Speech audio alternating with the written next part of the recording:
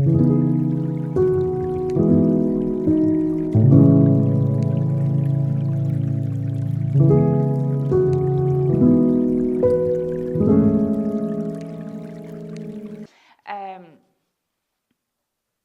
such a busy time, Christmas Day then comes very quickly, and then it goes equally as quickly.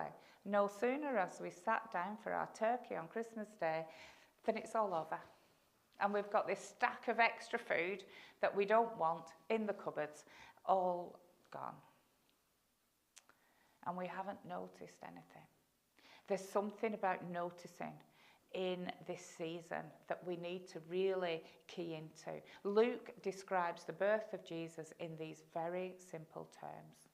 Very simple terms. One line. While they were there, the time came for her to give birth, and she gave birth to her firstborn son.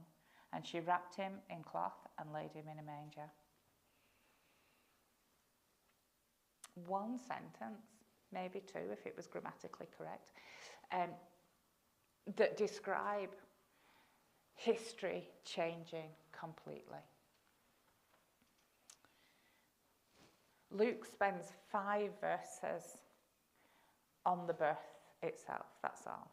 The time came for the baby to be born, and she gave birth to her son. When the Lord comes to us at Christmas, he comes into the ordinary events of life. We might have grand expectations of Christmas Day, of how the dinner is going to be absolutely perfect. Luke might talk of emperors and world powers, but when he talks about God's Son coming to live with us, there is a manger, there's a cattle stall, there's cloths, and there's a baby. So maybe it's good that Christmas sneaks up on us, because we need it to shape and transform the rest of our lives. It doesn't take a special day to invite Christ into our lives. He comes simply when it's time. So my question for you today is, are you watching for him today?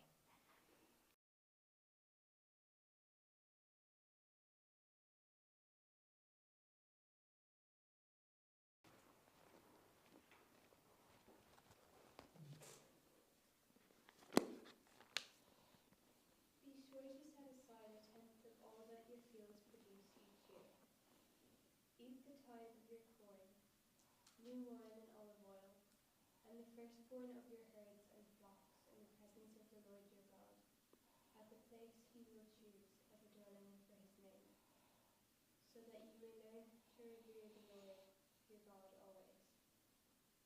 But if that place is too distant, and you have been blessed by the Lord your God, and cannot carry your tithe, the Lord will choose, because the place where the Lord will choose to put his name is so far away. Then exchange your tithe for silver, and take the silver with you, and go to a place the Lord your God will choose. Use the silver to buy whatever you like, cattle, sheep, wine, or other fermented drink, or anything you wish. Then you and your household shall eat there in the presence of the Lord your God, and rejoice. And do not neglect the Levites living in your towns, for they have no land allotted to them, or any inheritance of their own.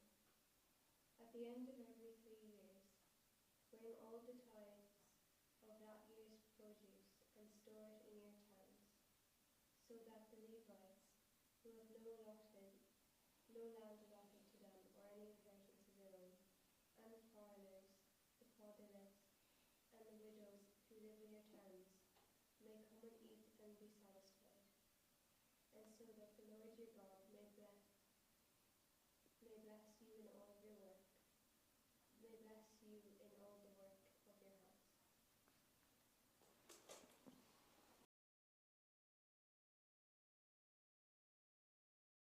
We are in week 2 of our sermon series about rejoicing. And when reading our passage today, you might think, what has tithing got to do with rejoicing and Advent? So, let me explain my thinking. This passage commands Israel to set aside a tenth of their produce, not simply to store it, but to bring it to the place of worship and eat it there before the Lord. In other words, tithing is not only about giving, it's about rejoicing in God's provision through feasting. So our title for today is Rejoicing with Feasting and Rest. This passage reminds us that worship is solemn, yes, but it's also celebratory. God's people are called to rejoice with food and drink and rest because they are signs of his goodness. Advent is a season of waiting, but it's also a season of feasting. We prepare for Christ's coming by rejoicing in his provision and resting in his presence and sharing with those in need. In verse 23, it says this: "You are to eat a tenth of your grain, new wine and fresh oil, and the firstborn of your herd and flock in the presence of the Lord your God, at the place where he chooses to have his name dwell, so that you will always learn to fear the Lord your God." In Psalm 23, it says, "You prepare a table before me in the presence of my enemies." And in John 6, Jesus says, "I am the bread of life. Whoever comes to me will never go hungry." So Christ himself is our ultimate provision.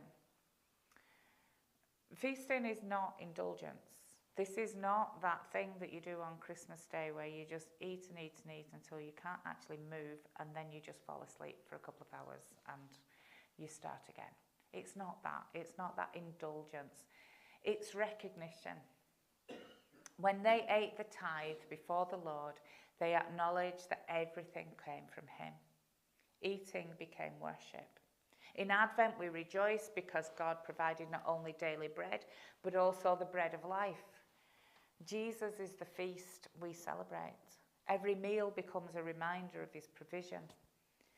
By the time Jesus came, all this law was skewed. And this is the law that was given to them, but by the time Jesus comes, it was skewed. So imagine the first way. Back in Deuteronomy time, you bring your own. You eat it in the presence of the Lord as a feast with other people. You tithe it and you eat the tithe. So it's a celebration of the partnership of humans and God in provision. Mostly God, but someone had to get up in the middle of the night to help carve or bring lambs into the world. And so we do have a part in this. And then transfer that, however many years later, to when Jesus came, we have the sterilized version. Come to the temple. Change your own money for temple money to buy a bird or whatever and give it to the priest. He sacrifices. Then you leave the temple and you go somewhere else and you pay for someone to feed you a feast. It's skewed. It's different. It's not what was required. For us, the Reformation pointed out loads of areas where religion of the day had been skewed. And every now and then a prophet rises up and says, we have skewed religion.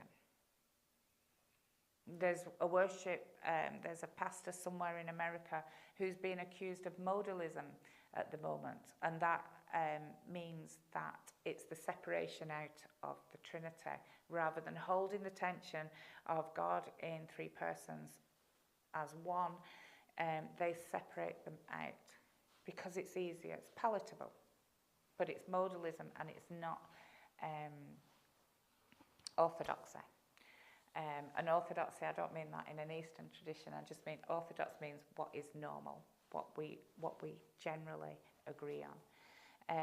High church, low church, vestments, how we adorn a church, what we sing, what we pray for. Are they prophets or are they grumblers? I think there's probably some truth in most everything when someone says that we have skewed religion. So how can we reclaim what is lost? Focus on Jesus. Focus on Christ. We practice gratitude at meals. We pause to recognize God's provision. We celebrate Advent with feasting, not as excess, but as worship. And we remember that Christ himself is the true feast, the one who satisfies our deepest hunger. My second point is that we rejoice by sharing with others. So then at the end of the passage, it talks about the Levites, but not just the Levites, because when we see the Levites, we're thinking, oh, well, they're the priests anyway. Loads of people are going to feed them. You always get invited to dinner, you priestly people.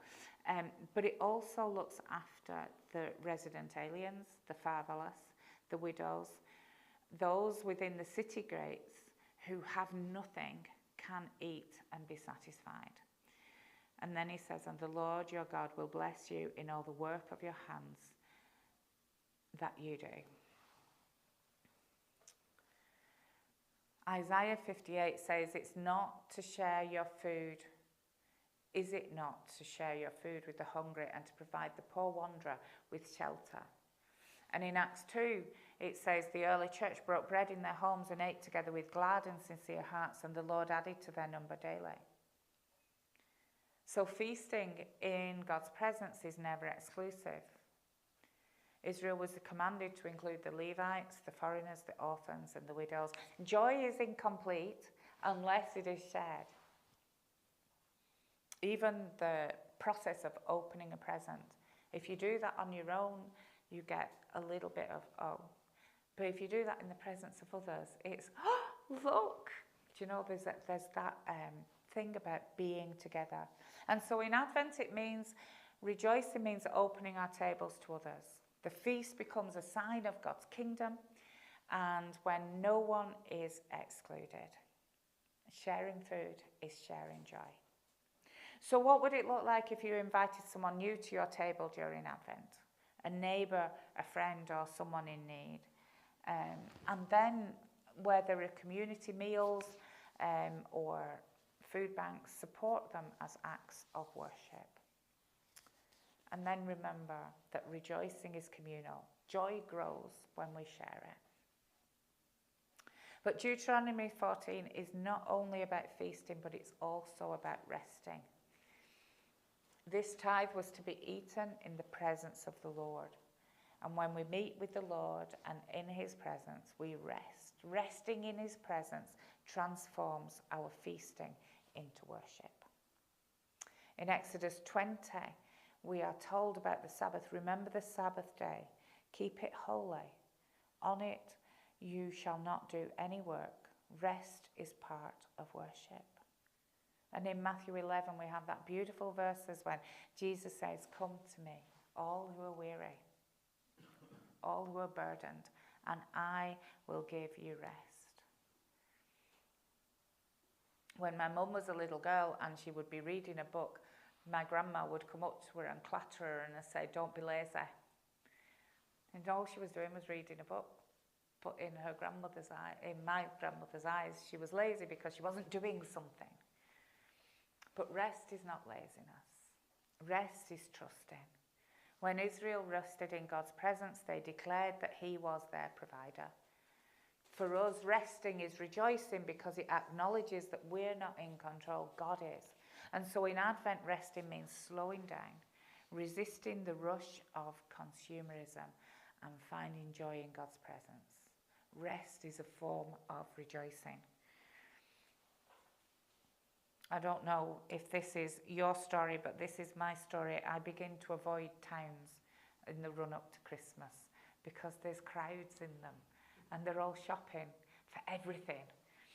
I had a friend who on Christmas Eve in SuperValue at the back of the checkouts in Castle Island, there were these benches. And she would sit there, and if I saw her, I'd go and sit with her. And she'd just sit watching these mountains of trolleys going through and the exasperated, tired-looking faces of the people going through the checkouts. And she'd just smirk and be very smug. She wasn't thinking about helping anybody. She was like, look at the state of that. It was interesting to be around her. And that is not Sabbath rest. But setting aside time in Advent for Sabbath rest, to sit and just be in the presence of the Lord, to just allow his love to wash over us in this absolute busyness of the season is choosing rest as worship. Rest is Christ's promise. He is our peace. So when we look at this little passage about tithing, I hope you've also heard that it's not just about tithing. It's not about just singing. It's not about just dancing in this rejoicing that we're doing. But it's also about feasting and resting. We rejoice because God provides. He is the bread of life. And we rejoice by sharing with others because joy grows when it's shared. And we rejoice by resting in God's presence because rest is worship. Advent is a season of waiting. For those of us who work or volunteer, or because of our role in the community, we feast. There's all these extra events that we go to. If you work in an office or a factory or somewhere like that, there's the Christmas party.